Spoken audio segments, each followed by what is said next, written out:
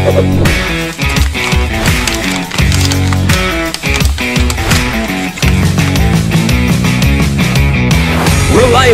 trusted, and up to date. Oke, halo Hunter semuanya. Kembali lagi di podcast Magang Update yang tentunya membawa episode menarik atau segmen menarik yang berjudul Home College MU. Kali ini podcast kita itu berjudul Begitu Sulit untuk Berkuliah di S2. Apa segitu sulit atau memang segitu mudahnya untuk berkuliah di S2? Tentunya aku kedatangan tamu yang sangat menarik. Di sini ada Kak Azhari Adha Hasibuan dan juga Kak Sulaiman Azhari. Dan tentunya podcast kali ini tentu daging banget. Dan jangan lupa buat teman-teman yang mungkin kepingin ya untuk berkuliah di S2 atau magister, entah itu di dalam negeri maupun luar negeri, flow-nya seperti apa, kehidupan akademiknya seperti apa. So, jangan lupa untuk dengerin podcast kali ini di YouTube maupun Spotify.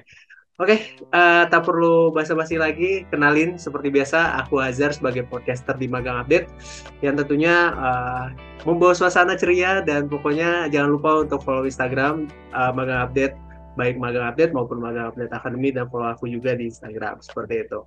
Dan di sini aku udah perkenalannya ya, kayaknya udah cukup. Mungkin kita udah sekian mengakhiri podcast kali ini. Canda. Di sini ada Kak Ari dan Kak Sulaiman. Mungkin Kak Ari dulu nih, boleh untuk kenalan Kak kepada Hunters di Magang Update ini. Oke, halo semuanya. Perkenalkan, nama saya Azhari Adha Hasibuan, biasa dipanggil Ari. Kalau untuk kegiatan sekarang, kesibukan saya mencari kesibukan ya. Oh sorry, canda lagi. Nah, kalau kesibukan saya sekarang lagi bekerja di salah satu kampus swasta Bandung sebagai unit kemahasiswaan yang menaungi kegiatan mahasiswa, beasiswa ataupun prestasi. Terus untuk di luar pekerjaan, saya juga sibuk mengikutin komunitas-komunitas yang ada di Bandung. Seperti itu, gitu aja Kak. Oh, berarti emang kesibukannya secara regionalnya di Bandung ya Kak? Keren. Betul, di Bandung. Kalau Kak Sulaiman gimana nih? Oke, halo semuanya, perkenalkan saya Sulaiman Azhari. Biasanya teman-teman bisa manggil Sulaiman, Sul, Azhar, Sule, serah lah ya. Yang penting dipanggil. Terus kalau misalnya saya kesibukannya sekarang lagi menempuh S2 di semester 2 di salah satu kampus swasta di Bandung. Asalnya saya dari Pasuruan. Untuk kegiatan sekarang jadi S2, mahasiswa S2. Kemudian dan juga sama kayak Mas Hari tadi, saya juga menjalankan komunitas-komunitas tapi yang ada di Pasuruan. Jadi kalau sekarang masih ikut daring aja. Gitu.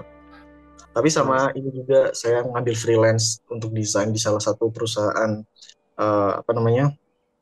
animasi di Jakarta. Wow, keren banget ya kesibukannya teman-teman. Jadi kayak aku sebagai anak muda yang bernama Azhar ya. Kebetulan kita ada trio Azhar di sini. Ada Azhar, ada Sulaiman Azhari, ada Azhari Adha. Nah itu udah banyak tuh. Semoga nggak muncul lagi ya nama Azhar ya. Tapi tadi kan Kak Ari sama Kak Sulaiman tuh jurusannya emang beda lingkup ya. Kayak Kak Ari tuh terjun di bisnis, terus juga Kak Sulaiman terjun di dunia teknik. Jadi kayak soshum sama saintek gitu. Nah, by the way juga kan kalau misalkan S2 itu yang aku tahu ya, kebanyakan orang habis lulus S1 itu biasanya kayak langsung kerja atau mau coba-coba ikut freelancer atau buat organisasi, bangun bisnis segala macam. Nah, kalau dari Kak Ari sama Kak Sulaiman nih kenapa nih milih lanjut S2 Kak? Boleh nih Kak Ari dulu deh. Oke. Sip, makasih banyak Kak.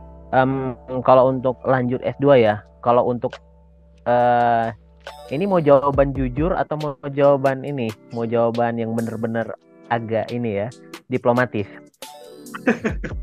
Dari aku bisa ambil tengah-tengah, bisa nggak? Tengah-tengah ya, oke. Iya, boleh. Kalau untuk dari pribadi, kalau untuk lanjut S2 ya sebenarnya dari awal udah lulus S1 itu, karena jujur kalau dari saya pribadi backgroundnya malah dari D3 dulu Kak. Dari D3 dulu saya jurusan manajemen pemasaran di Universitas Telkom di Bandung. Terus setelah itu saya lanjut dia S1 manajemen juga pemasaran itu di salah satu universitas di swasta Bandung, Universitas Widyatama Bandung. Nah, setelah itu karena waktu saya lulus D3 pas saya lanjut S1 itu kebetulan emang udah kelas karyawan Kak. Jadi udah kelasnya kelas malam gitu ya. Jadi lumayan menyita waktu, pikiran, tenaga dan akhirnya tepar. Kayak gitu. Jadi waktu udah lulus S1 sebenarnya udah cukup. Saya udah ngerasa cukup. Tapi karena emang ada dorongan dari orang tua, kenapa nggak coba lanjut S2? Karena kan mumpung masih muda dan emang masih mau untuk belajar dan emang masih daya tangkapnya itu kan kalau masih usia di bawah 30 ya masih 20-an 20-an itu tuh masih sanggup lah untuk belajar dan sanggup ya udah jadi akhirnya didorong sama keluarga juga akhirnya dicobalah untuk lanjut S2 tapi dari orang tua emang menyarankan dicoba dulu aja kampus-kampus negeri gitu jadi ya udah alhamdulillah waktu itu lanjut S2-nya di salah satu Universitas Negeri di Bandung, Institut Teknologi Bandung, jurusannya administrasi bisnis kayak gitu. Dan alhamdulillah udah lulus juga waktu itu tahun 2021 akhir gitu, Kak. Oh, wow, keren banget ya dari perjalanan karir yang awalnya diploma 3, terus S1 ngambil kelas karyawan, terus melanjut ke S2. Itu cukup keren juga untuk perjalanannya dan kebetulan emang sebenarnya perjalanan itu nggak panjang ya, apalagi di usia yang masih sangat muda gitu. Nah, kalau dari Kak Sulaiman gimana nih perjalanan Kak Sulaiman? Apakah sama gitu dengan Kak Hari atau berbeda? Fun fact-nya sih, kalau saya itu S1-nya angkatan 2018. Jadi lulus itu baru tahun kemarin 2022. Terus waktu itu sebenarnya nggak kepikiran untuk S2. Sebenarnya ada kepikiran S2 mulai dari semester 3, tapi itu di luar negeri, mau ngambil beasiswa yang ke Perancis. Setelah mengikuti bahasa Perancis dan tes segala macam, tapi akhirnya nggak jadi karena COVID kan. Makanya ya udahlah, lulus S1 mau kerja aja gitu. Tapi waktu habis sidang selisih 1 minggu itu ternyata ada salah satu kampus swasta di Bandung, Telkom University ini yang buka beasiswa. Deadline-nya tuh 1 minggu setelah aku sidang skripsi. Jadi kayak ya udahlah coba-coba nothing tulus gitu ya. Kalau misalnya keterima alhamdulillah, kalau enggak ya udah nggak apa-apa bisa langsung kerja. Dan alhamdulillahnya kerja gitu sih. Jadi lebih ke situ sih. Tapi emang dari dulu pengen lanjut S2 karena emang karena kan kalau misalnya kita tarik dari tujuan ke sampai di titik sekarang, kalau bedanya S1 sama S2 kan karena percepatan karir untuk di dunia pekerjaan kan emang beda. Karena S2 lebih lama di dunia pendidikan dahulu daripada S1 yang langsung kerja gitu kan. Jadi kebanyakan S2 emang terjunnya di dosen atau di tenaga pengajar atau sebagainya. Jadi emang dari dulu punya basic ngajar juga sih, les privat, kemudian buka les-lesan di rumah jadi segala macam. Jadi punya rasa itu aja. Oke. Wow, keren banget ya. Dari Kak Sulaiman tuh emang udah cepet-cepet dan kayaknya faktor the power of kepepet bisa dapat beasiswa juga gitu. Dan itu itu keren banget dan aku kira kayak S1 udah langsung kayak oke, lanjut aja lah ke S2 di ini gitu. Tapi ternyata emang harus ada beberapa strategi untuk masuk ke jalur S2 dengan baik dan benar lah. Ini udah kayak PWBI aja gitu kalimatnya ya. Iya, tapi dari aku sendiri juga pengen bermimpi juga untuk masuk ke S2. Apalagi kalau S2-nya memang align atau linear dengan ilmu perpustakaan. Karena kebetulan aku juga S1 di Ilpus dan itu juga masuk ke lingkup Soshum dan S2-nya pengen lanjut juga gitu. Nah, terus aku penasaran nih Kak, biasanya kan banyak orang yang S2 pada kepengen untuk ke luar negeri ya, pada kepengen untuk dapetin beasiswa LPDP, apalagi yang lagi viral-viral itu yang penerima LPDP pada nggak mau balik, dan itu juga cukup shock gitu. Nah, kalau dari Kak Ari sama Kak Sulaiman, kenapa sih nggak pengen kekeh gitu, aku mau kuliah di luar negeri aja nih biar mungkin bisa dapat beasiswa atau mungkin bisa dapat alasan lain yang seperti dari berita LPDP itu sebenarnya kayak gitu. Mungkin dari Kak Sulaiman dulu nih, aku pengen tahu. Oh iya. Terus sebenarnya pengen sih kalau misalnya dibilang mau kuliah di luar negeri sih sebenarnya pengen. Makanya dari semester 3 dulu karena ada salah satu dosen pembimbing yang udah tamatan S2, S3 di Perancis. Jadi sekalian ngajarin kita buat caranya gimana dapat beasiswa ke Perancis, tapi bukan LPDP gitu. Tapi beasiswa lain. Kalau misalnya pengen kuliah sih emang pengen kuliah di luar negeri, tapi mungkin kalau S2-nya bukan sekarang, kalau misalnya S2 di Indonesia dulu. Kalau misalnya nanti ada kesempatan buat S3 di luar negeri ya bisa diambil gitu. Kalau misalnya emang, karena kan kalau misalnya kita kuliah di luar negeri kan mungkin nggak langsung daftar langsung keterima, enggak kan. Jadi kayak kita harus nyiapin beberapa strategi, beberapa persiapan berkas segala macam untuk daftar, dan biasanya ada beberapa universitas yang butuh seperti essay segala macam, dan itu merupakan syarat yang menurutku penting sih, karena kan kita biar tahu arah tujuan lingkup penelitian kita mau kemana gitu sih. Oke, wah keren banget ya Kak Sulaiman. Memang ada beberapa alasan tersendiri kenapa mahasiswa S2 itu pengen lanjut S2-nya di dalam negeri aja gitu, dan itu juga merupakan alasan-alasan yang bisa diterima oleh sebagian orang gitu. Nah, kalau dari Kak Ari gimana nih Kak? Kenapa milih S2 di ITB gitu? Oke, ya kalau dari saya pribadi kenapa milih S2 ITB, karena jujur dulu saya tuh waktu lulus S1 saya tuh nggak tahu tuh kalau ternyata ada MBA ITB gitu. Taunya juga tuh gara-gara dari teman SMA. Jadi kan saya kebetulan emang sama juga ya sama Kak Sulaiman, perantau juga ya, saya asalnya dari Medan.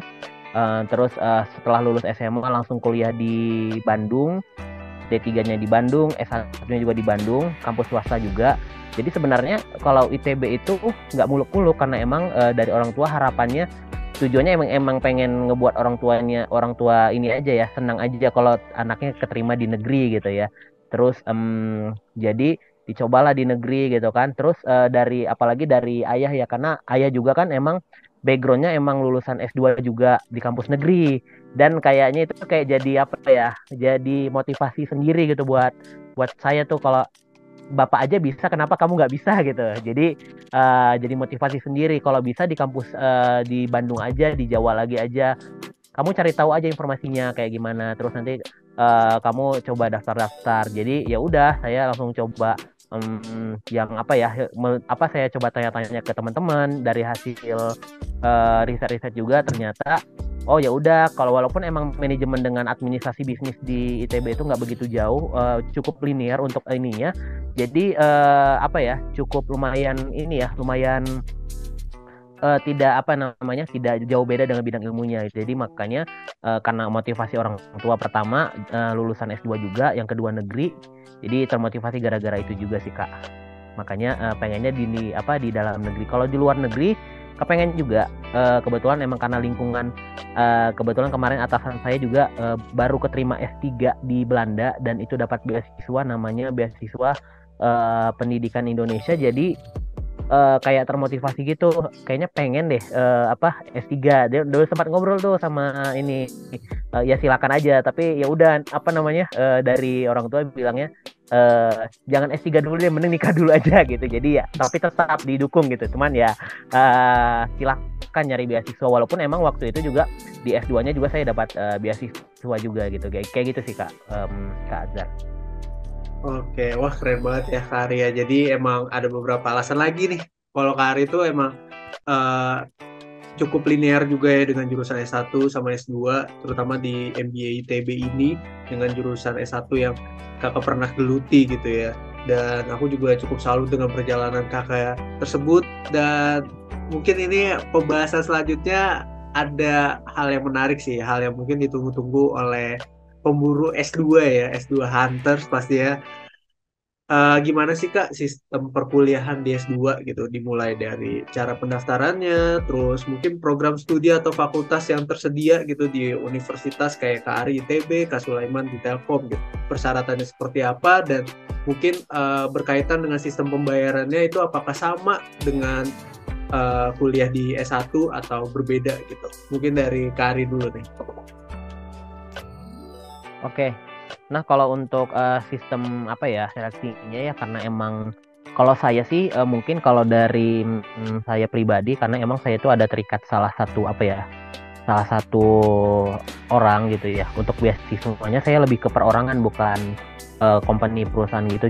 Jadi saya kayak kalau setelah lulus saya bakal kayak bantu project-projectnya dia gitu. Setelah lulus dia, sampai sekarang juga saya masih ada kegiatan-kegiatan yang ngebantu kayak bisnisnya kayak gitu. Jadi kayak gimana buat proses bisnis dan lain-lainnya. Jadi kalau saya waktu itu emang ini sebenarnya nggak sengaja juga, walaupun emang waktu itu dari orang tua juga menyanggupin untuk biayanya juga gitu kan. Jadi kalau dari saya eh kemarin ternyata ada beberapa yang kenalan saya, dia mau menyanggupin asal bisa bantu ini saya. Kebetulan ya syukurnya emang beliau bisa menyanggupi untuk beasiswa saya ke MBA ITB kayak gitu. Terus dan yang paling penting adalah kalau untuk S2 itu ya pencarian informasinya sih Kak.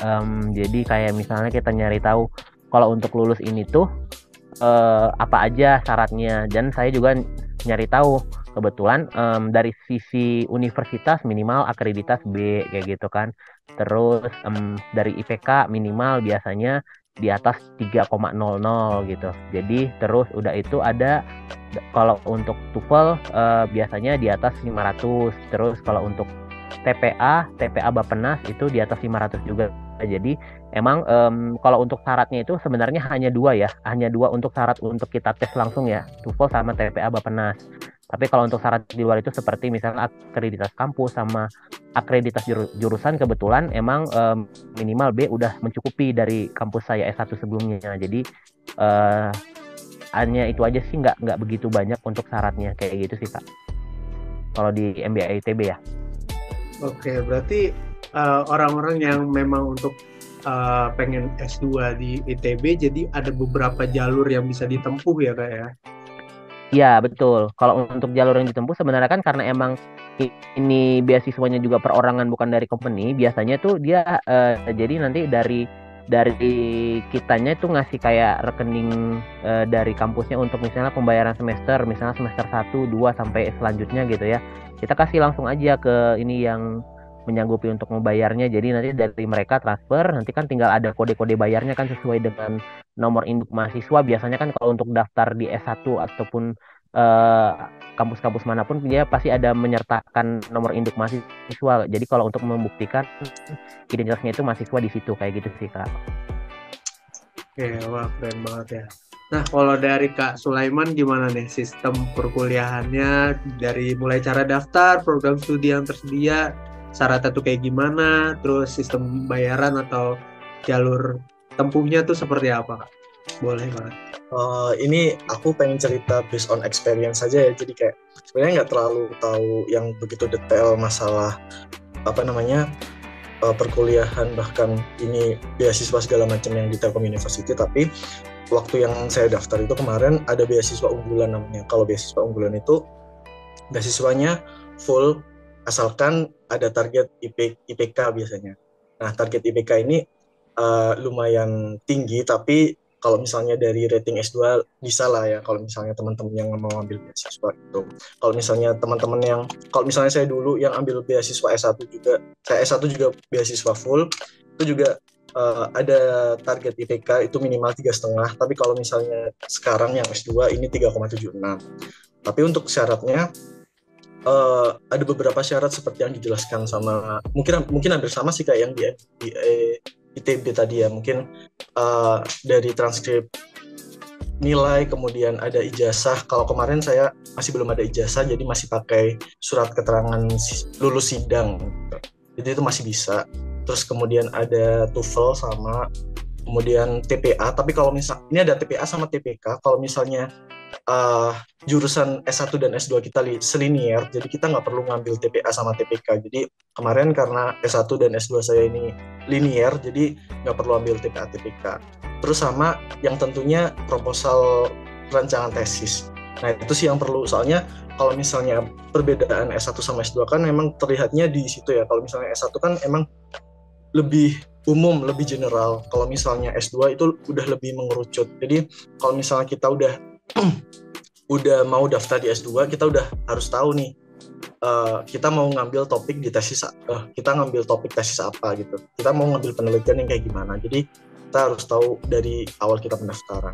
Karena waktu awal pendaftaran itu juga kita milih bidangnya langsung. Jadi nggak kayak misalnya saya teknik industri, di situ ada banyak bidang. Kalau misalnya di S1 itu kan ngambil bidangnya waktu di semester 6, semester 7 kan. Tapi kalau misalnya di S2 itu waktu kita daftar itu kita udah ngambil peminatan perbidangan itu. Jadi lebih fokusnya entah di situ.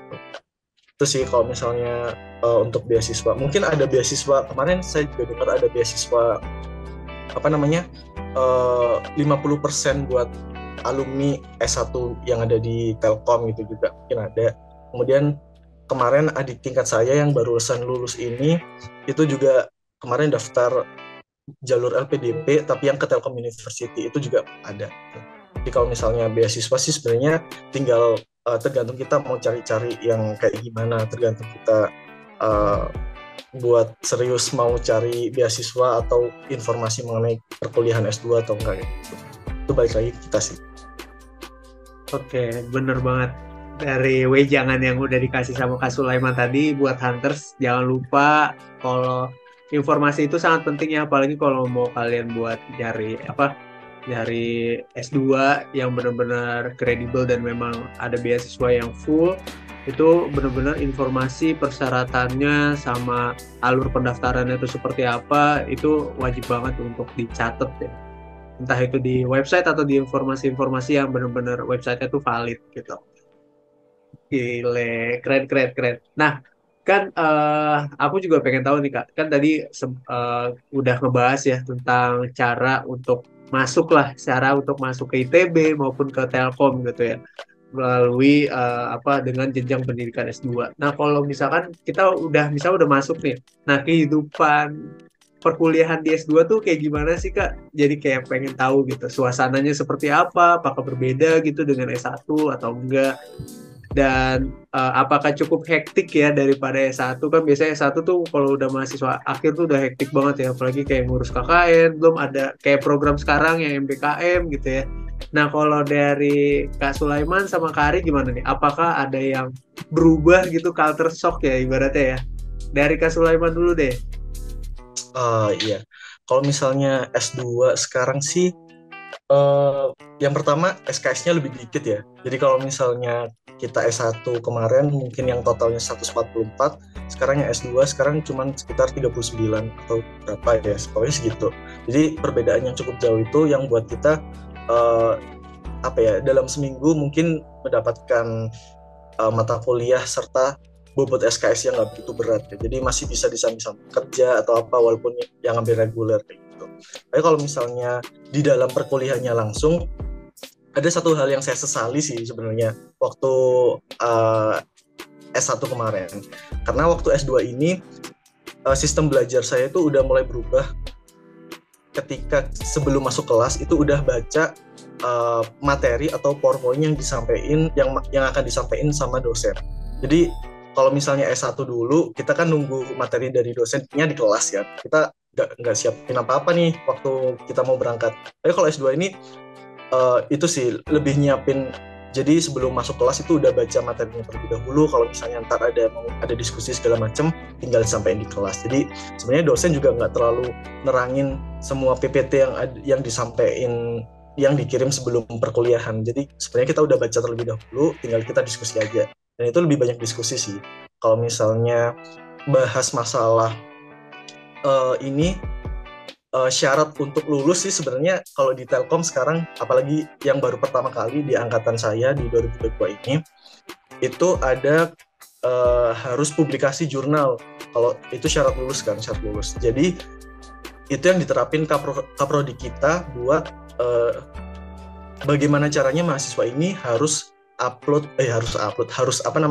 publikasi jurnal itu di setiap mata kuliah yang ada. Jadi setiap mata kuliah yang ada itu, kalau dulu S1 UTS UAS itu kan kita ngerjain soal ya, tapi kalau misalnya S2 ini jarang banget kita ngerjain soal, maksudnya benar-benar terjadwal UTS UAS. Kita tugas besar, kalau tugas besar kan hampir sama kayak di S1 ya, tapi kita juga bikin jurnal, dan jurnal itu kalau misalnya kita bagus itu langsung dipublikasi. Jadi tidak perlu menunggu jurnal tesis kita yang mau kita publikasi setelah kita sidang tesis. Jadi kan itu butuh waktu yang singkat ya, setelah kita sidang tesis kita buat jurnal, kemudian yudisium itu kan sebentar. Jadi untuk meminimalisasi risiko itu, Kaprodi kita ini bikin sistem gimana caranya mahasiswa bikin paper, bikin jurnal di setiap mata kuliah. Jadi gitu. Itu sih yang agak lumayan berat, soalnya kita harus review berapa jurnal per hari gitu, baca-baca jurnal.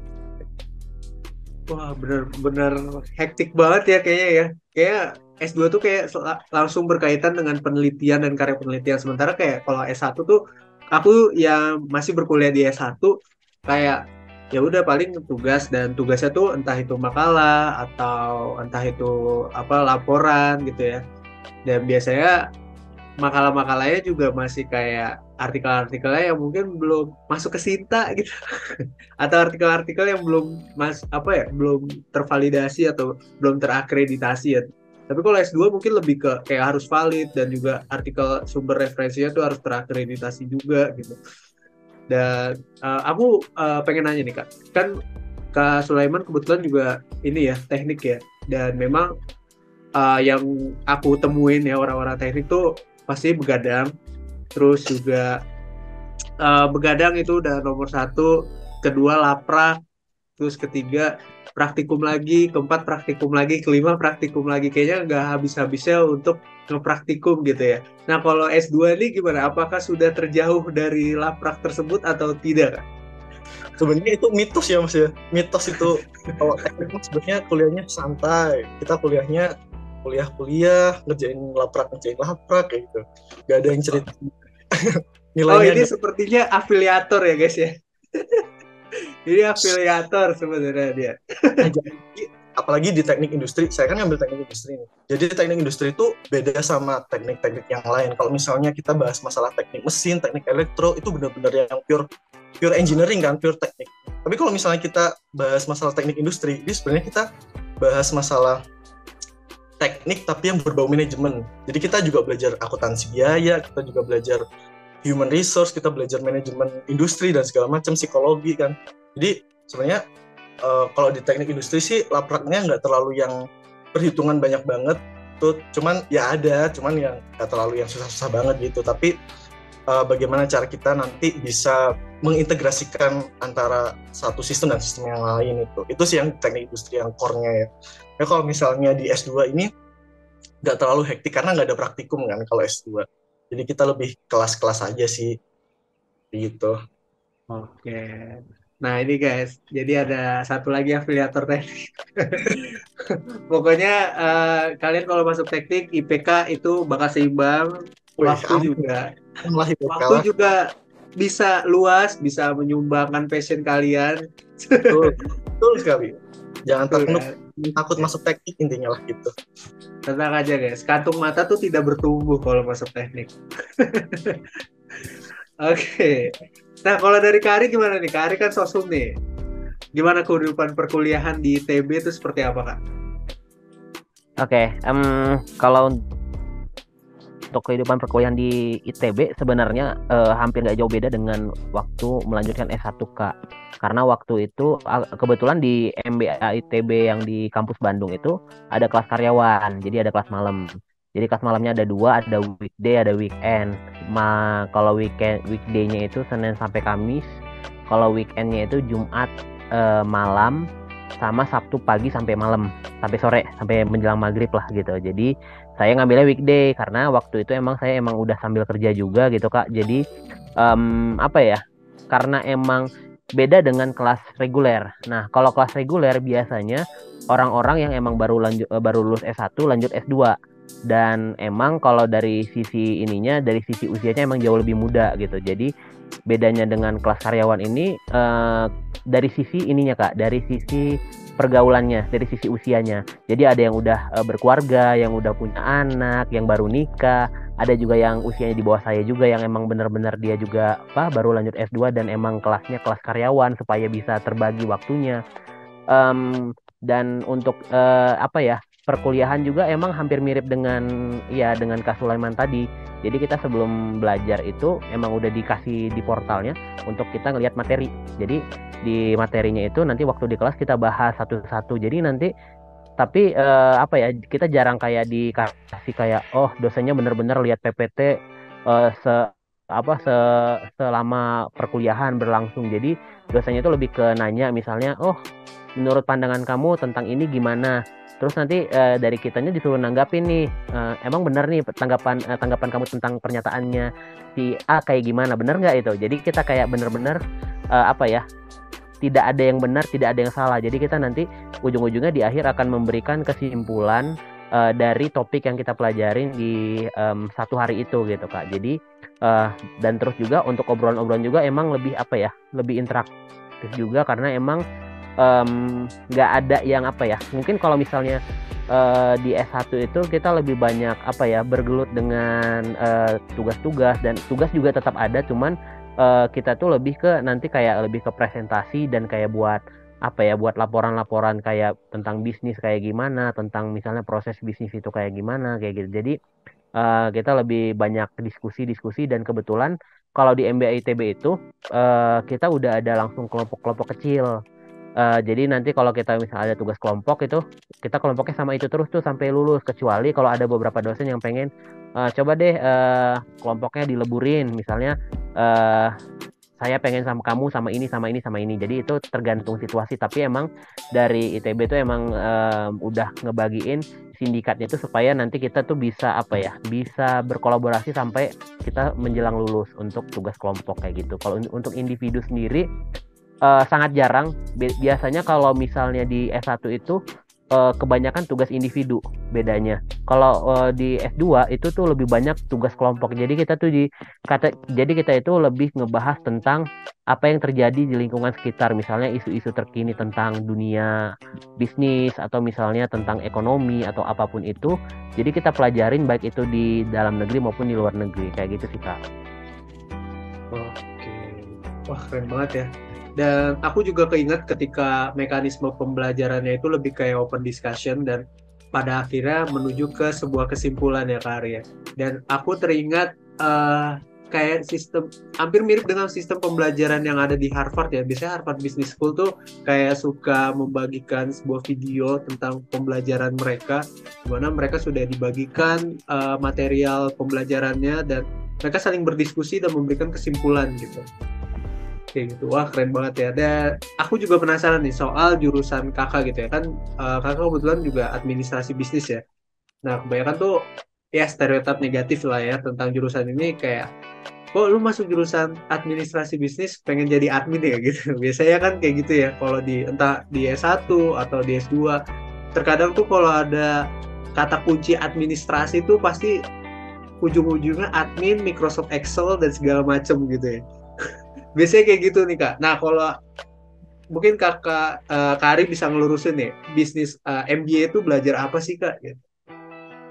Oke, ya. Jadi sebenarnya kalau untuk administrasi bisnis, kalau kita obrolan tentang administrasi bisnis, ada kata administrasi di situ ada benarnya juga. Karena sebenarnya semua jurusan pasti kita membutuhkan administrasi kan, karena kan kita bakal nyusun skripsi, bakal presentasi juga. Untuk PPT kan itu butuh butuh alur. Nggak mungkin kita tiba-tiba buat satu penelitian tiba-tiba langsung bab 5 gitu, langsung ada kesimpulan. Jadi kan kita harus ada dasarnya juga kenapa kita harus meneliti tentang satu kasus itu gitu. Jadi sebenarnya kalau dari semua jurusan juga semua pasti ada administrasinya. Cuman di sini yang lebih ditonjolkan adalah kalau untuk administrasi bisnis itu lebih ke gimana cara kita praktisinya. Misal kalau misalnya kita terjun ke dunia bisnis, karena kan emang balik lagi ya, kalau lulusannya adbis itu emang kebanyakan entrepreneur. Tapi emang juga ada juga untuk percepatan karir juga, misalnya jadi level menengah, entah itu supervisor ataupun manager. Jadi untuk percepatan karir juga emang bagus.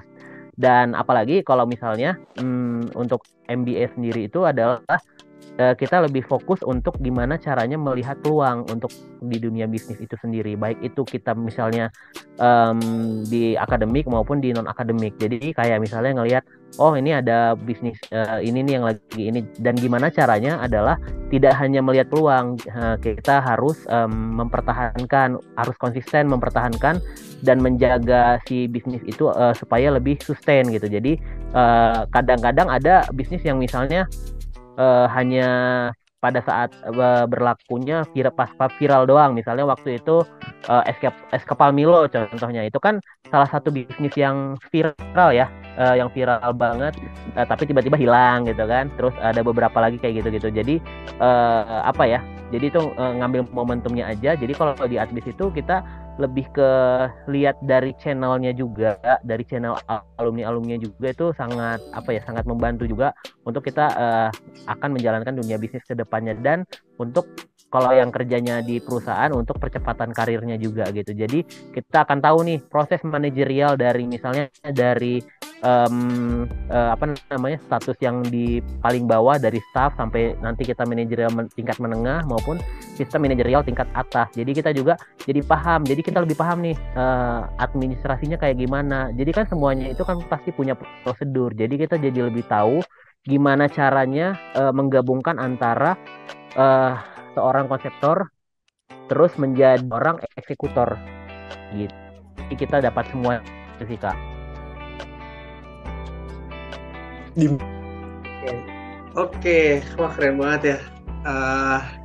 Terkait tadi mata kuliah yang dipelajari sama bisnis administrasi. Jadi emang bisnis administrasi itu nggak melulu soal admin ya, dan memang untuk menjalankan untuk sebuah jurusan tersebut memang harus menyesuaikan. Dan kebetulan juga MBA itu emang kebanyakan orang jadi entrepreneur, jadi juga prospeknya juga cerah ya di dunia perusahaan maupun di dunia bisnis gitu.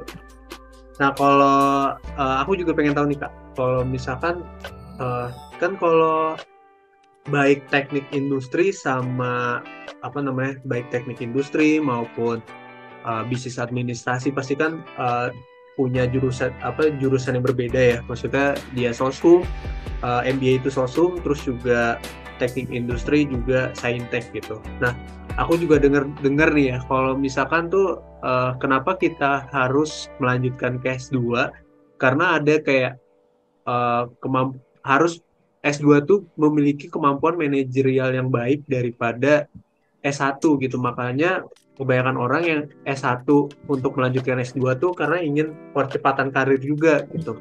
Nah, kalau dari Kak Sulaiman gimana nih? Apa setuju nggak? Biasanya kan kalau di film-film ya, di film-film bisnis terutama ada seorang lulusan SMA yang bisa mengatur atau memanajemen orang-orang di bawahnya dari latar belakang S2 juga latar belakang S1 gitu. Nah, kalau dari Kak Sulaiman tanggapannya gimana nih Kak?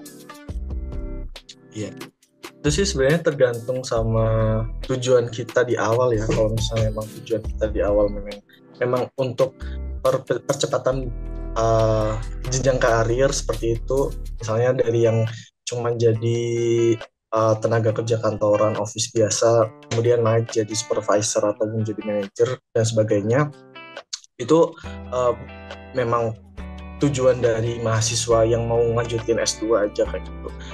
Tapi aku setuju sih kalau misalnya memang mau dilanjutkan seperti itu. Tapi ada beberapa hal-hal lain yang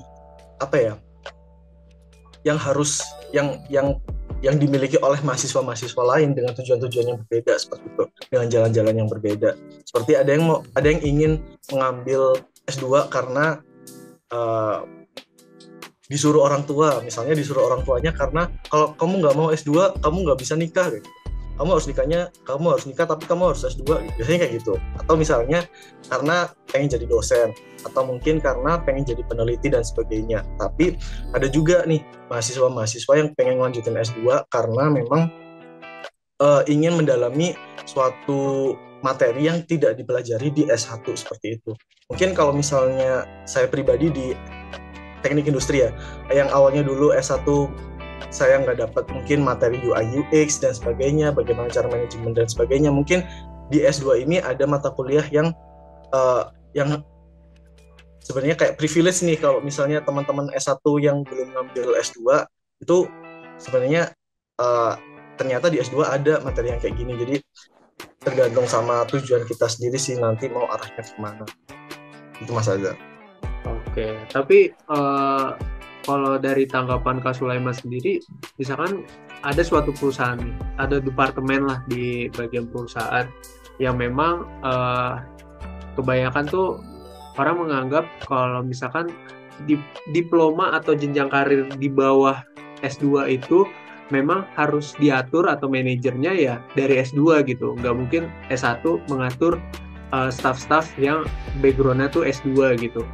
Nah, kalau dari Kak Sulaiman gimana tanggapan? Apakah emang S2 itu sangat berpengaruh dalam segi leadership atau pengalaman kerja gitu, jam terbangnya lebih tinggi, makanya S1 ini bisa naik jabatan gitu daripada S2 gitu. Dan itu bagaimana? S2 mungkin jam kerja atau jam terbangnya tuh mungkin lebih menengah lah daripada orang A ini yang memang punya jam terbang yang lebih tinggi gitu, Pak. Nah, seperti itu ya.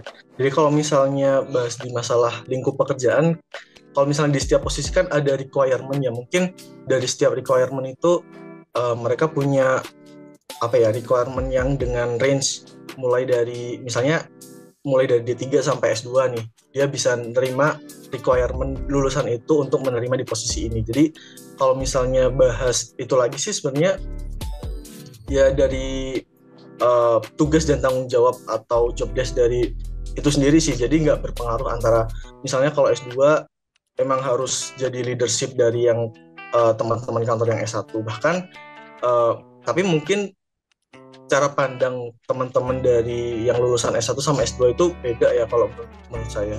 Dan itu yang menyebabkan mungkin mostly walaupun jam terbang dari teman-teman yang lulusan S1 ini lebih banyak di dunia pekerjaan daripada yang teman-teman S2 yang secara masih harus menempuh pendidikan lagi dan menengah gitu ya di jam terbang pekerjaannya. Jadi tidak menutup kemungkinan sih kalau misalnya S2 bisa nge-lead teman-teman dari S1 dan sebagainya, jadi seperti itu. Oke, wah keren banget nih. Kalau dari tanggapan Kari gimana? Apakah leadership itu sangat berpengaruh? Apakah S2 itu mempengaruhi jiwa leadership kakak atau terutama entah itu di suatu komunitas, organisasi atau perusahaan gitu Kak? Dari Kari sendiri gimana? Ya, kalau menurut saya pribadi untuk pengaruhnya pasti pengaruh ya dari sisi leadership, tapi balik lagi ke individunya lagi ya. Karena ada beberapa yang misalnya pendidikannya misalnya hanya D3 ataupun SMA ataupun S1, tapi jiwa leadershipnya lebih.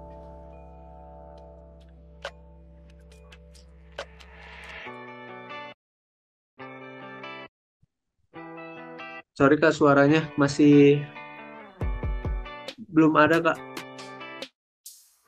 Kalau untuk sisi leadership, secara pribadi saya juga mendapat banyak banyak perkembangan dari sisi leadership, karena di satu sisi kalau kita S2 dengan S1 itu dari sisi S1 itu kan skripsi ya, kalau S2 itu tesis. Jadi kalau misalnya S1 dengan S2 itu kan tesisnya itu lebih udah mengarahnya lebih ke mengkerucut ya. Jadi kita bidangnya udah lebih kemana nih gitu. Karena saya bidangnya emang waktu itu emang dari S1 sampai dari D3 S1 sampai S2 itu emang pemasaran. Jadi emang saya tuh lebih fokusnya ke sana. Jadi emang kita bidang ilmunya juga lebih lebih spesifik gitu. Jadi banyak lagi menambahkan lagi ya dengan jawabannya Kak Sulaiman, kan ada juga requirement yang emang benar-benar membutuhkan S2 gitu, karena emang dilihat dari bidang semakin mengkerucut. Jadi kan kalau kita dari S1 itu kita lebih ke general, kalau S2 udah mulai spesifik tuh. Dan apalagi kalau misalnya kita jenjangnya D3 atau D1 tuh lebih lebih general banget gitu Kak. Jadi yang aku alamin kayak gitu, dari D3 sangat general, S1 udah mulai general tapi masih udah mulai agak mengkerucut, tapi kalau S2 udah mulai spesifik, S3 nanti itu kalau dari obrolan-obrolan juga dari beberapa atasan yang udah S3 atau dosen juga gitu, jadi lebih spesifik lagi karena kan kita harus membuat satu karya baru yang terbarukan gitu. Jadi dibutuhkan itu dari sisi bidang ilmunya sebenarnya. Kalau untuk leadership itu balik lagi ke masing-masing, karena yang membentuk leadership itu biasanya emang dari pengalaman dari ininya ya, dari individunya. Apakah dia emang karena pengalamannya emang banyak dikelilingi orang-orang yang udah S3 ataupun S2 ataupun S1 ataupun mungkin pengalaman yang lain-lain, misalnya sering konsultasi dengan perusahaan kayak gitu. Jadi tapi sejujurnya emang S2 itu kalau untuk di kita emang sangat menambah untuk dari sisi leadershipnya kita. Jadi sangat worth it. Dan paling penting adalah mungkin ya, ini sebenarnya bukan semata-mata karena emang tentang masalah duit atau gimana ya. Karena emang kalau untuk di Indonesia sendiri emang dari sisi pendidikan itu pengaruh ke ke pendapatan kita per bulan. Misalnya kita lulusan SMA, lulusan D3 itu emang udah ada stratanya juga kan, berapa pendapatannya. Semakin tinggi pendidikan, karena kan kita udah ada pengorbanan biaya ataupun waktu di sana. Jadi mungkin kenapa teman-teman itu sekarang arahnya udah mulai banyak lanjut S2, ada yang malah S3 gitu. Itu pengaruh untuk percepatan karir dan dari sisi pendapatannya juga gitu sih Kak. Jadi ya maksudnya sangat worth it lah kalau misalnya teman-teman untuk lanjut S2. Kalau misalnya emang bergelut di bidang company, tapi kalau untuk emang bakal menjalani dunia usaha itu sangat kompeten karena ternyata ownernya aja lulusan S2, jadi otomatis ya dari sisi kompetensi mereka pasti lebih percaya daripada mungkin yang hanya lulusan misalnya yang di bawah S2 atau S1. Jadi tapi tidak mendiskreditkan yang lulusan SMA itu tidak bagus, tapi emang mungkin orang lebih lihat dari sisi secara umumnya kayak gitu sih Kak. Oke. Berarti emang dari cara pandang seseorang itu yang melihat orang ini memang kredibel dan memiliki reputasi tinggi gitu. Ada yang melihat orang itu dari aspek pendidikannya, ada yang melihat aspek dari leadershipnya, ada yang mungkin aspek dari skill atau pengalaman atau jam terbang yang lebih banyak gitu. Makanya orang itu mau percaya atau berrelasi dengan mereka gitu. Wah, keren banget ya. Jadi penjelasan teman-teman S2 dan kebetulan aku yang S1 ini emang cara pandang atau mindsetnya tuh kita beda-beda. Tapi semoga ini bisa berguna banget buat hunters biar kalian tuh bisa menambah ilmu dan juga hal-hal ibaratnya kayak bahan-bahan lah untuk melanjutkan pendidikan kalian ke jenjang yang lebih tinggi, khususnya di S2. Nah, pembahasan selanjutnya kira-kira nih Kak, kendala atau tantangan dari Kak Ari sama Kak Sulaiman terkait kuliah di S2 tuh apa sih Kak? Mungkin dari Kak Ari dulu nih Kak. Oke. Nah, kalau untuk kendala dan tantangan selama kuliah di S2 ya, karena mungkin saya emang kelas malam. Jadi kan masuk jam 8, pulang jam 5. Tapi kan kalau di tempat itu kan di S2 itu waktu itu pulangnya jam 6:30 malam. Jadi kendalanya adalah sebenarnya kalau untuk semangat belajar masih, cuman terkadang tuh kalau misalnya saya udah masuk kelas tuh yang ada udah tinggal capeknya aja gitu. Jadi kadang-kadang bisa jadi sayanya nggak fokus.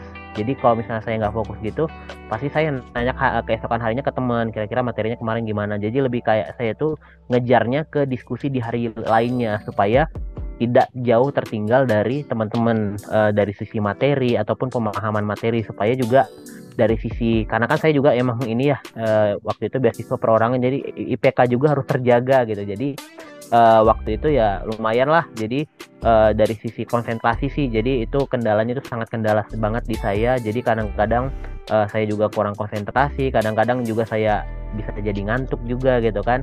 Tapi ya tetap karena kita emang udah ada komitmen untuk memulai, kita harus komitmen juga untuk menyelesaikan, dan alhamdulillah bisa terlalui kayak gitu. Jadi kalau untuk kendalanya di situ. Yang kedua adalah lebih ke ini sih Kak, lebih ke komunikasi. Mungkin komunikasi waktu kita waktu di S1 rata-rata kita pasti seumuran ya.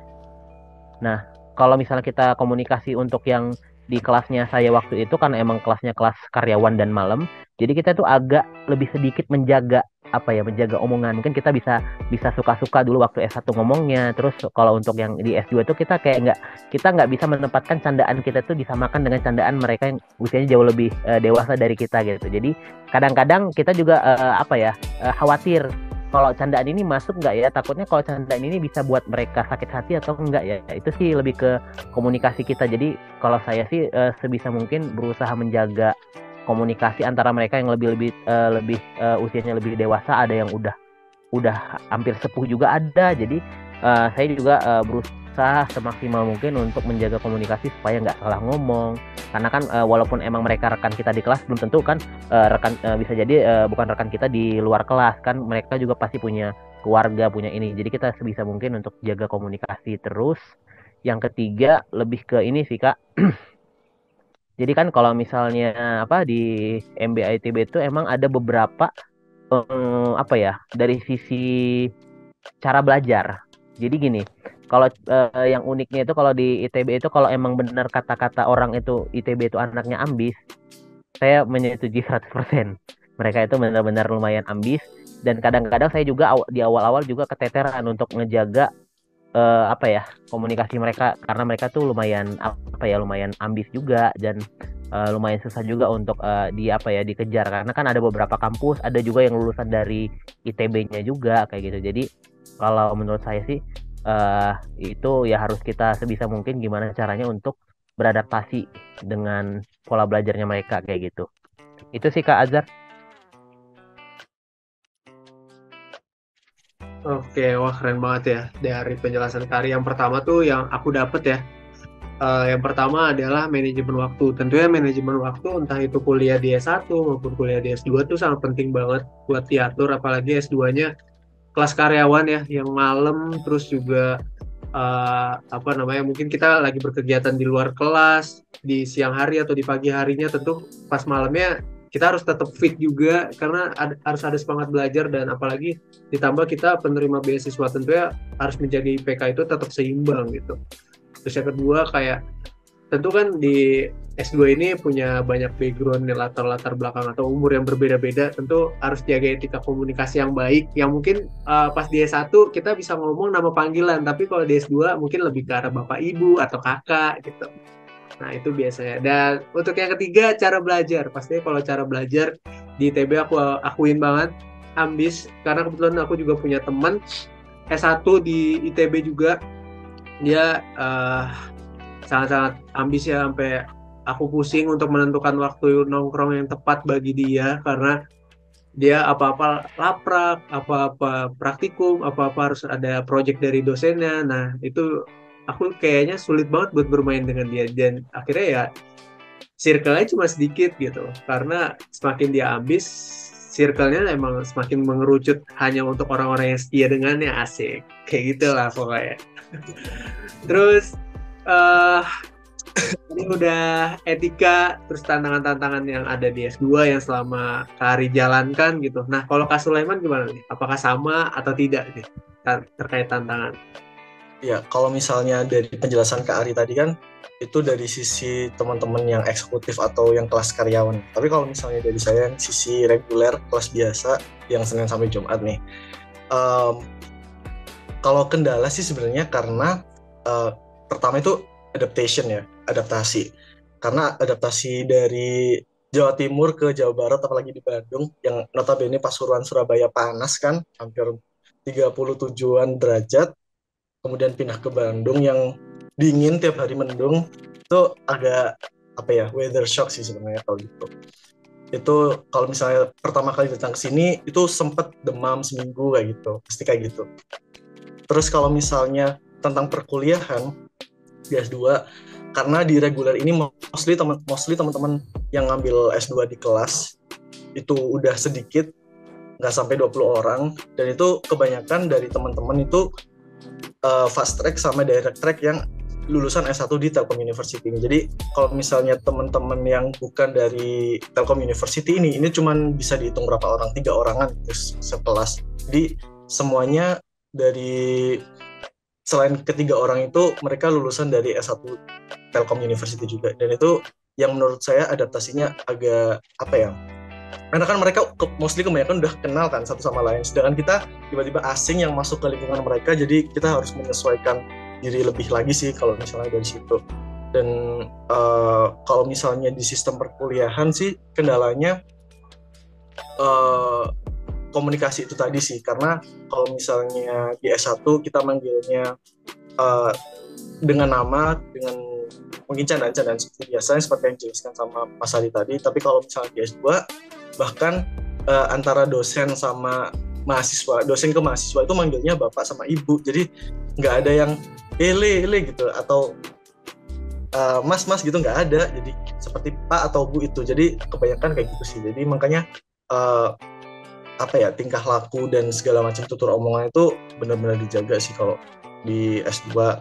Takutnya kan karena dengan latar belakang yang berbeda-beda antara mahasiswa satu dan mahasiswa yang lain. Bahkan di reguler pun ada teman-teman yang udah punya keluarga dan punya anak juga, jadi nggak hanya di kelas karyawan aja. Jadi kita juga harus nyesuaiin bercandaannya, ngobrolnya kayak gitu. Itu sih. Nah, kalau misalnya perkuliahan kendalanya yaitu tadi, karena kita harus dituntut, apalagi di angkatan ini dituntut untuk harus publikasi jurnal segala macam, kan kita harus nyiapin ya, apalagi kita yang masih belum tahu lingkungan dan environment dari Telkom University ini caranya gimana, nanti kalau misalnya syarat lulusnya gimana, kemudian untuk menempuh jalur ini itu bagaimana dan segala macam, kita harus lebih belajar lagi sih kalau itu kendalanya kalau dari situ. Oke, keren banget ya. Jadi yang pertama tuh segi geografis pastinya, dari Pasuruan ke Bandung ke Pasuruan, itu kayak dari Mesir ke Irlandia Utara gitu ya. Jadi kayak wah, ya tadinya adem kita tiba-tiba langsung gitu ya, langsung kayak panas terik gitu. Terus yang kedua kayak adaptasi untuk komunikasi, tentunya komunikasi dengan berbagai background yang berbeda, menyesuaikan environment dari Telkom University-nya gitu. Dan aku pengen tanya nih Kak, kalau dari Kak Sulaiman sendiri, circle atau lingkungan belajar dari kelas kakak ya, terutama di teknik industri ini, apakah ambis sama seperti dengan ITB, atau cara belajar mereka kayak lebih mungkin kayak open discuss, atau mungkin lebih kayak open study, atau bagaimana tuh Kak? Kalau misalnya teman-teman di kelas saya sih sebenarnya karena mostly teman-teman itu fast track sama direct track. Kemudian yang kita yang masih baru masuk, mereka udah dari masuk S2 itu udah ditargetkan untuk lulus dalam 1 tahun dalam perkuliahan S2. Jadi setelah lulus S1 4 tahun, kemudian 1 tahun itu harus ngejar S2. Sedangkan normalnya S2 itu kan 2 tahun ya. Jadi kalau misalnya mereka dalam jangka waktu 2 tahun dimepetkan dalam jangka 1 tahun, itu kan otomatis pressure-nya kan tambah banyak nih. Jadi mereka tentunya tetap ambis sih kalau menurut saya. Jadi kalau misalnya tiap habis kelas mereka bimbingan, habis kelas mereka ke perpustakaan, habis kelas mereka harus ngerjain segala macam. Jadi kalau misalnya nongkrong sih sebenarnya sama teman-teman kelas jarang ya.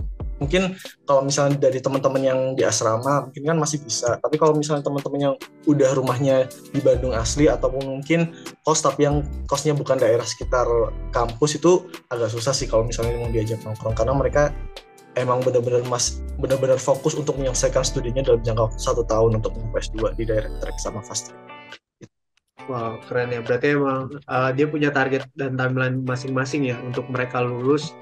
Ada yang timelinenya ya mau normal aja lah 2 tahun, ada yang timelinenya ya udah aku mau cepet nih, mau lulus cepet sekitar 1 tahun lah gitu. Makanya pada ambis, pada baru pulang kelas langsung menuju ke perpustakaan. Keren banget sih. Dan kalau dari Kak Sulaiman sendiri itu selain Kak Sulaiman yang tadi freelancer, terus juga kalau dari Kak Ari sendiri kan aku kenal ya, selain dari menggeluti di kuliah S2 juga dia juga pernah jadi kepala sawah lah, kepala suku dari Wikileaks Indonesia gitu ya. Jadi udah kenal lah, jadi emang aktivitasnya juga cukup banyak gitu. Nah kalau dari Kak Sulaiman sendiri aktif juga nggak di kegiatan sosial selain di luar kelas gitu Kak? Kebetulan sih kemarin karena kita waktu COVID-19 ya, itu kan semua hal, semua sektor itu diberhentikan, kayak misalnya di ekonomi segala macam, pekerjaan itu kan benar-benar WFH segala macam. Dan dari situ uh, saya bikin sesuatu komunitas sosial gitu sih. Jadi pengen bantu orang-orang di sekitar yang misalnya punya rezeki lebih, bisa bantu orang-orang yang mungkin kebutuhannya terbatas karena COVID itu tadi. Walaupun nggak banyak, itu kan masih tetap bisa dilakukan. Jadi selain di perkuliahan, tentunya saya juga aktif di komunitas-komunitas sosial sih. Bahkan salah satu CEO, founder dari komunitas sosial itu juga gitu. Jadi selain komunitas sosial juga komunitas pendidikan. Jadi kita sering ngajar di daerah pesisir-pesisir yang notabene mereka belum tentu mendapatkan fasilitas pembelajaran yang sebaik kita gitu kan. Jadi kita yang punya privilege yang serba ada di sini, kita pengen kasih ke teman-teman yang ada di pesisir-pesisir sana, yang bahkan teman-teman jalanan, teman-teman yang nggak punya rumah. Kita sharing untuk ilmu-ilmu apa yang kita dapetin di selama perjalanan kehidupan kita masing-masing. Dan itu teman-teman banyak yang ini sih ikut juga gitu. Seperti itu. Oke, wah keren banget ya. Jadi tidak dipungkiri kalau S2 meskipun hektik juga untuk kuliah di S2, tapi kita juga bisa melaksanakan kegiatan-kegiatan sosial gitu yang berguna bagi masyarakat tentunya. Keren banget. Nah, kan pasti dari segala hektik dari Kak Ari sama Kak Sulaiman, pasti kan ada manajemen waktu nih. Metode manajemen waktu dari Kak Sulaiman sama Kak Ari gimana nih? Dari Kak Ari dulu deh.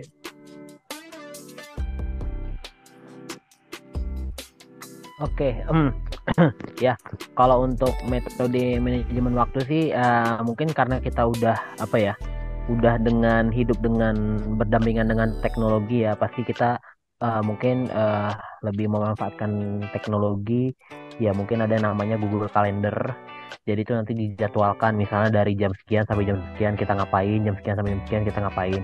Nah biasanya kalau misalnya saya pribadi misal ada agenda 2 bulan ke depan, saya langsung masukin aja catatan, walaupun itu emang belum tentu jadi gitu ya kayak misalnya. Terus tapi kalau misalnya itu jadi, tetap dibiarin aja dan kita lihat juga skala prioritas yang mana. Dan paling penting adalah ketika mau menjalani esok hari, di malam harinya saya pasti lihat dulu nih kira-kira di besok tuh ada apa aja kegiatannya, apakah kegiatan rutin yang biasa aja atau emang ada kegiatan yang tidak rutin dan emang jarang-jarang dan emang itu penting banget gitu. Jadi kita lihat juga itu ngapain aja dan gimana caranya. Ya udah cek. Nah kita bagi waktunya. Oh ini berarti kita sekitar jam segini sampai jam segini kita harus kayak gini. Terus kita butuh waktu untuk makan, untuk istirahat berapa lama. Dan biasanya emang harus dipastikan emang di hari-hari itu kalau ada kelihatan kayaknya besoknya capek banget nih gitu. Nah kita coba cek nih kira-kira list yang ini menurut pribadi kita, insting kita apakah penting atau enggak untuk diikutin. Tapi kalau misalnya menurut kita enggak penting dan kita lebih mending mengambil waktu istirahat kita, mending kita ngambil waktu istirahat dan kita bisa tunda ke hari-hari lain gitu. Kalaupun emang bisa ditunda. Jadi lihat juga tingkat urgensinya juga sih Kak. Jadi bisa jadi kalau kayak teman-teman yang udah biasa kenal misalnya hanya cuma nongkrong ya udahlah. Tapi kalau misalnya di hari itu kita capek banget ya udah kita tunda ke yang lain. Tapi tetap kita catat di kapan supaya kita juga nggak lupa kayak gitu sih. Karena kan kalau di Google Calendar itu emang udah ada detail jamnya juga kita ngapain, dan kita juga emang bisa ngelihat itu si Google Calendar itu jamnya berapa sama tanggalnya juga kayak gitu sih Kak, per hari dan per bulan dan per tahun gitu. Oke, nah kalau dari Kak Sulaiman gimana nih? Kak Sulaiman pakai Google Calendar juga nggak? Setuju sih, aku juga pakai Google Calendar. Kalau misalnya dibilang scheduling sama journaling itu penting, ya penting emang, karena seperti apa yang dikatakan Mas Hari tadi, kita harus nyusun. Kalau misalnya kita gambarin kuadran kan, ingat kuadran ya, kuadran 1, 2, 3, 4 kan, itu ada important, penting sama urgent. Kemudian ada not important, urgent, not urgent, important, dan not important, not urgent. Jadi, susun skala prioritas terlebih dahulu, mana yang penting, mana yang urgent, kemudian tinggal kita lihat sama di Google Calendar kita, tinggal bahkan sekarang nggak hanya di Google Calendar ya, kalau misalnya mungkin basic di handphone mungkin yang udah terinstall ketika di awal itu kan ada Google Calendar, tapi kalau misalnya teman-teman punya aplikasi dan software yang lain untuk membuat journaling dan juga scheduling, ya dibolehkan gitu kan. Itu kan karena bantu kita untuk time management kita sendiri. Tapi yang kalau misalnya saya pribadi itu saya harus menyempatkan waktu buat nongkrong sama orang lain. Itu penting sih kalau menurut aku, karena belajar itu nggak harus dari kelas, buat belajar tuh nggak harus dari laptop, belajar tuh nggak harus dari handphone dan segala macam. Tapi belajar itu juga bisa dari orang lain. Jadi kalau misalnya kita pengen belajar tentang F&B nih, marketingnya F&B, kemudian cara supply chain-nya di F&B kayak gimana, itu pasti aku cari orang-orang yang kayak, oh aku punya kenalan yang punya coffee shop nih, coba aku aja nongkrong, kemudian kita bahas masalah kayak gitu-gitu. Jadi insight dari sudut pandang orang-orang yang ada di sekitar kita, apalagi yang punya bidang yang lebih di ilmu yang lebih di bidangnya, itu bikin kita dapat ilmu dan insight yang baru juga dari mereka. Jadi kalau aku sih tetap menyempatkan waktu buat nongkrong, apalagi sama teman-teman yang menurut aku butuh informasi dari mereka gitu, sekedar sharing atau apa segala macam, it's okay, yang penting nongkrong. Oke, asik. Pokoknya pastinya yang pertama tuh metode Eisenhower Matrix ya, itu bahasa Jawanya guys. Jadi Eisenhower Matrix tuh manajemen waktu yang memang dipakai oleh Presiden Amerika bernama Dwight D. Eisenhower. Nah, itu yang dipakai sama Kak Sulaiman tadi.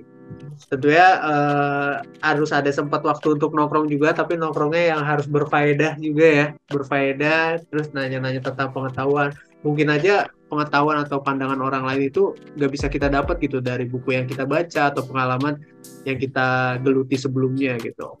Terakhir nih, harapan dari Kak Sulaiman sama Kak Ari bagi mahasiswa yang ingin melanjutkan pendidikan ke jenjang S2. Dari Kak Sulaiman dulu nih. Boleh banget untuk kata-kata motivasinya ya. Kalau aku ini sih yang pertama itu know your goal. Jadi ketahui apa dulu tujuan kita nih di awal. Kalau kita udah pasang target tujuannya kita, kemudian baru kita breakdown mulai dari cara dapetin ini, cara kesini tuh kita tarik sampai ke awal, kita starting pointnya di mana. Itu kita harus tentuin goalnya di mana dulu. Kalau misalnya kita nggak tahu goalnya di mana, kita bingung. S2 ikutan temen atau S2 karena disuruh, itu kan jadi ambigu ya. Jadi yang terpenting kita tahu tujuan kita ke depannya itu mau gimana. 10 tahun ke depan kita mau jadi apa, 15 tahun ke depan rencana kita untuk kehidupan kita itu kayak gimana. Jadi itu sih yang terpenting kalau menurut aku. Kalau misalnya teman-teman pengen langsung kerja setelah S1, it's okay, gak ada yang salah dari jalan yang kalian ambil gitu kan. Kalau misalnya memang S1 langsung kerja, siapa tahu nanti karena mungkin ketika kita udah masuk di suatu perusahaan yang mengharuskan kita untuk naik jabatan dengan cara mengambil S2, itu kan akhirnya balik lagi ke itu tadi tujuannya. Jadi kita masuk S2 lagi dong akhirnya. Jadi itu sih tergantung sama tujuan kita nanti kemana dahulu. Tapi nggak menutup kemungkinan kalau teman-teman yang mau S2 langsung, itu malah lebih baik sih menurut aku. Karena kalau kita lihat sekarang ya di fenomena di Indonesia nih secara gamblang,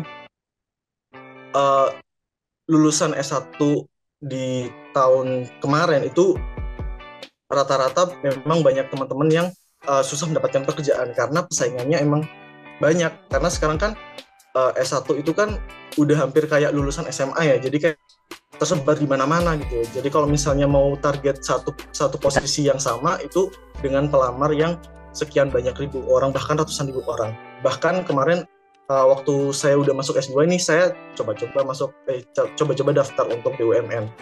Dan di BUMN itu dengan syarat S1, dengan lulusan S1 bisa dilihat kalau misalnya pendaftar yang mengikuti rekrutasi BUMN ini memang banyak di seluruh Indonesia. Jadi ya tergantung skill dan kompetensi kita aja sampai mana gitu. Itu yang menentukan eh, kita masuk atau enggak, jadi seperti itu sih. Oke, asik banget nih. Pokoknya Hunters jangan lupa untuk dicatat motivasi dari Kak Sulaiman. Yang pertama itu kalian harus tentuin timeline kesuksesan kalian, targetnya 10 tahun ke depan, 20 tahun atau 15 tahun ke depan itu mau jadi apa, dan pokoknya kalau kalian mau linear atau keluar dari jurusan itu nggak apa-apa, yang penting target sama timelinenya itu jelas gitu, baik jangka pendek maupun jangka panjang. Kayak gitu. Terus yang kedua, buat teman-teman juga pokoknya harus kerja keras dan jangan lupa untuk belajar, karena di S1 juga, S1 sebenarnya bisa-bisa aja untuk kalian mendapatkan pekerjaan, tapi kalian juga harus meningkatkan pengembangan diri kalian, entah itu kalian ikut bootcamp, seminar, kelas, atau casual course lainnya biar bisa dapetin skill maupun relasi gitu.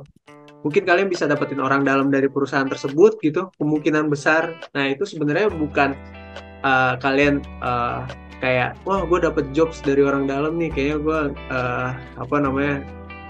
pengecut atau nggak mau bersaing. Sebenarnya enggak guys, karena kalau job kalian itu berasal dari ordal, berarti ordal itu benar-benar percaya dengan kemampuan kalian gitu. Kalau misalkan kalian memang melamar secara objektif, memang kalian belum pernah memiliki relasi di perusahaan dalam sana, itu nggak apa-apa juga. Yang penting kemampuan dan kemampuan atau pengetahuan kalian itu menjadi top of mind bagi para recruiter kayak gitu. Asik, keren banget ini, kayaknya saya harus jadi motivator ya. Kalau dari Kak Ari gimana nih Kak, wejangannya dong untuk teman-teman yang pengen melanjutin S2? Ya, tadi setuju dengan ya pendapatnya Kak Sulaiman, Mas Sulaiman, Sulaiman Azhari. Jadi apa ya, emang benar tentuin tujuannya. Mungkin kalau dari saya menambahkan adalah setelah menentukan tujuan adalah jalin relasi sebanyak mungkin. Jadi jangan sia-siakan kalau teman-teman melanjutkan S2 itu akan sia-sia. Misal ada beberapa rekan-rekan juga yang emang lulus S2 baik itu di tempat saya ya di MBA ITB nggak langsung keterima kerja, walaupun emang dari sisi lulusannya juga emang lumayan bagus gitu ya dikenalnya, tapi tetap aja mereka harus mencari mencari relasi yang bagus juga, karena kalau misalnya kita S2 hanya untuk belajar aja itu sangat disayangkan gitu.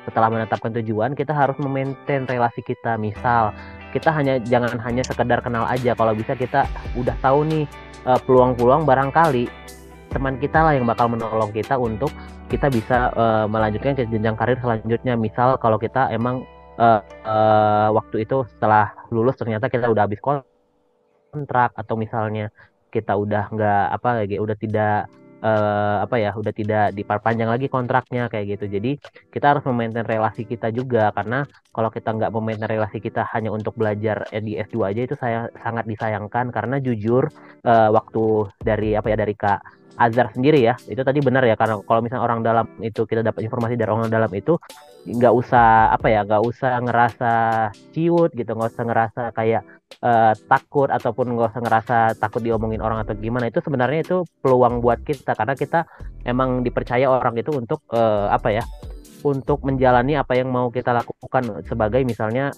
rekan kerjanya kayak gitu. Karena jujur waktu saya di Telkom itu juga, waktu saya kerja sekarang di sini, itu saya dari orang dalam, karena jadi saya itu emang memaintain relasi saya. Jadi saya kenal dengan dosen, akrab dengan dosen, jadi itu tuh harus di maintain. Jadi jangan cuma hanya kenal say hi, say hello doang gitu. Jadi kita harus memaintain, ya anggap aja kita menjalin hubungan keluarga yang baru gitu, selain keluarga inti kita kayak gitu sih kalau jangan buat teman-teman yang S2. Dan yang paling penting adalah, kalau menurut saya adalah, luangkanlah waktu, jangan menunggu waktu luang.